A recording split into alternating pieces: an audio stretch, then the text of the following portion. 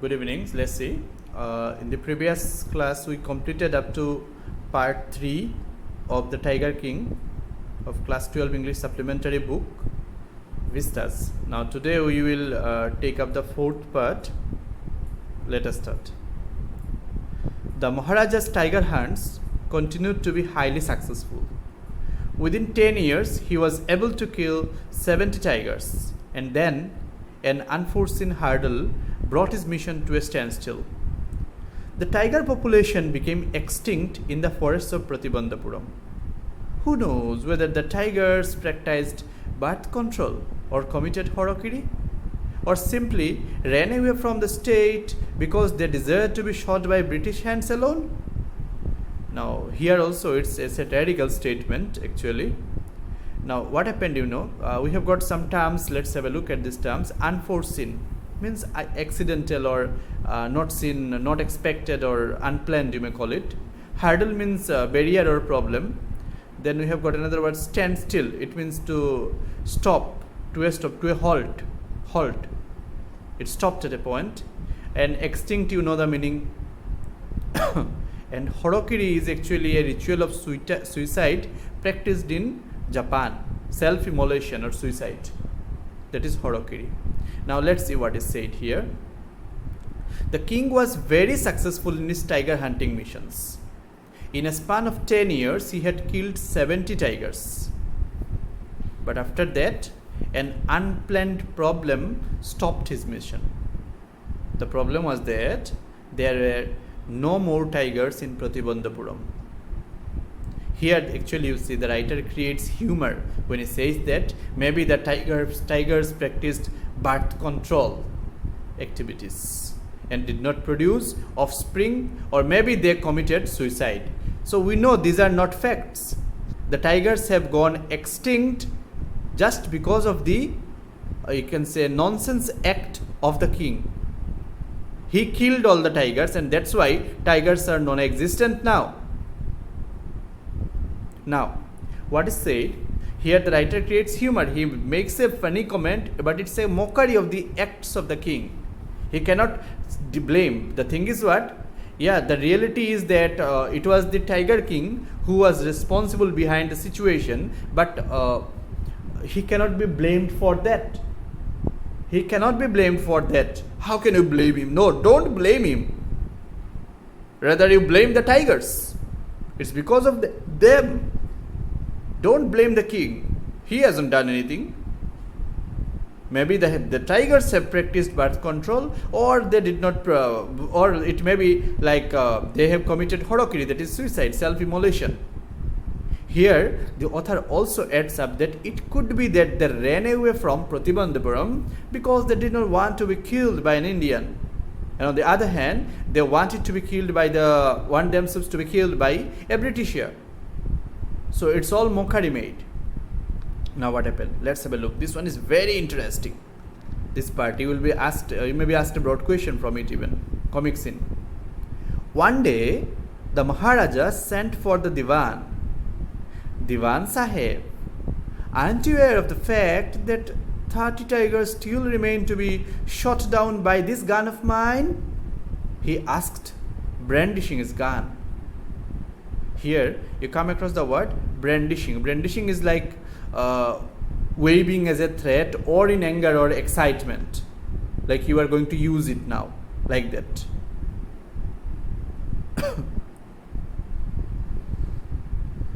Shuddering at the sight of the gun, the Diwan cried out, "Your Majesty, I am not a tiger." Shuddering means trembling with fear. "Which idiot would call you a tiger?" "No, I am not a gun." "You are neither a tiger nor gun, Diwan Sahib. I summoned you here for a different purpose. I have decided to get married." Summon means call. So what happened, you see? One day the Diwan called his minister and waved his gun towards him. He said that he was yet to kill 30 more tigers.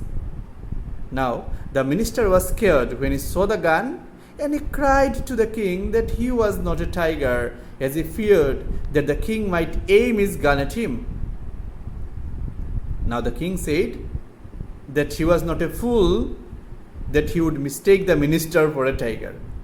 Now the minister was scared, so scared that he added that he was neither a gun. Means he was at a loss seeing this done by the tiger king. Now the king said to him that he knew that he was neither a tiger nor a gun. But on the other side, the king had called his minister for another work. He told him the king wanted to get married. Now when he said this, shared this info, I want to get married, the divan began to babble even more. What happened, you see? The divan began to babble even more. Your Majesty, I have 2 wives already. If I marry you. Now, their babbling is like to talk or say something in a quick, confused and excited or in a silly way. Don't talk nonsense. Why should I marry you? What I want is a tiger. This time, the divan thought something else. See what he thought? Your Majesty, please think it over. Your ancestors were married to the sword. If you like, marry the gun. A tiger king is more than enough for this state. It doesn't need a tiger queen as well. Now you see, the minister was so confused that he started speaking something in a very silly way. He said, first of all, he said what? When the king said that he wanted to get married, he said that he already had 2 wives. And if the minister married the king, then continued this way. The king interrupted the minister and scolded him for speaking nonsense. He said that he had no reason to marry the minister and didn't want to marry him either. He said that he wanted a tiger. That means the reason behind marrying was to get tigers only. And so he said that he wanted a tiger, so the writer again creates humor when he says that the minister told the king that he should think over his decision. Then you find the minister adding more to it. He says what? That the king's ancestors were married to the sword, and so if you wanted to marry the gun. Now this means what? Ancestors were married to the sword. It is like, a kshatriya or a fighter and all. For him, it is just like his wife. It's there. It's a tradition. You will find it in North India and in many parts of India. Those who are from Kshatriya's clan and all, they still practice this thing. Even in marriage also, this a knife or a sword, these things are there. Marrying it as the wife, it's like your regular partner, so it is to be there with you, like that. So here the minister will find that he adds that the king's ancestors were married to the sword, and so if he wanted, he could marry the gun. But marrying a tiger and getting a tiger queen for the kingdom of Pratibandhapuram was not a good thought. He added that a tiger king was enough for the state and that they did not need a tiger queen. That is what he said. It does not need a tiger queen as well. Now hearing this, the Maharaja gave a loud crack of laughter. I am not thinking of marrying either a tiger or a gun, but a girl from the ranks of human beings. First, you may draw up statistics of tiger populations in the different native states. Next, you may investigate if there is a girl I can marry in the royal family of the state with a large tiger population. So we find what? The Maharaja gave a loud crack of laughter. So it was very hilarious, and so the Maharaja started laughing. He said that he didn't want to marry either a tiger or a gun, but he wanted to marry a girl from another kingdom. He asked his minister to make a list of all the kingdoms and the number of tigers they had. Next, the minister was supposed to find out if there was a girl worth marrying in the royal family of a state which had a large number of tigers. That's what he said. Next, so it's a strategy. What is the main thing? See, normally a person is supposed to marry someone to make her his life partner. That's the main thing. But here, the king is marrying just because he wanted to complete his tally of 100. That was the target. You can understand how cranky the person was. That's the point going on. Now, sorry. So he said what? First of all, you see, two things are to be talked about. He said what? That he wanted to marry a girl from another kingdom. So he asked his minister to make a list of all the kingdoms and the number of tigers they had. This is the first criterion, you see. Next, the minister was supposed to find out if there was a girl worth marrying in the royal family of a state which had a number of tigers.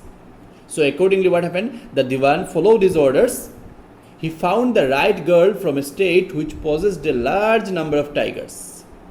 Maharaj Jangjang Bahadur killed 5 or 6 tigers each time he visited his father-in-law. In this manner, 99 tiger skins adorned the walls of the reception hall in the Pratibandhapuram palace. Adorned means decorated. So we see, just as ordered, or you can say as asked by the king, the Maharaja did what? Maharaja followed the orders and he found the right girl from a state which had a large number of tigers. And so we understand it pretty well. Thus the marriage took place, and every time King Jangjang Bahadur visited his father-in-law, he would kill 5 or 6 tigers in the kingdom. And in this manner, the king killed 99 tigers. So what is said? In this manner, 99 tiger skins decorated the walls. That means what?